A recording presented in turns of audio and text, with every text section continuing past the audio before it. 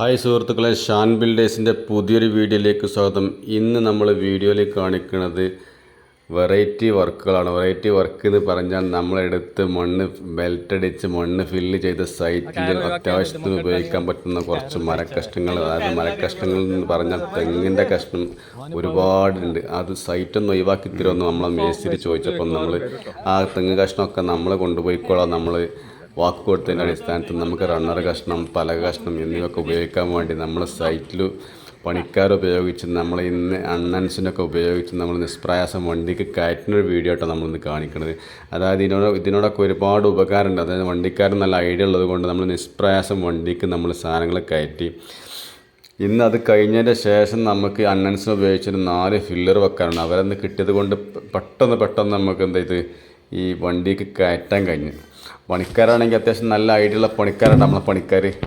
അങ്ങനെ വണ്ടിക്ക് full set ചെയ്ത് കയറ്റതിൻ്റെ ശേഷം മില്ലിൽ കൊണ്ടുപോയി ഇറക്കി ഒരു 20 കഷ്ണം പോലും ഉണ്ടാവും എൻ്റെ അഭിപ്രായം.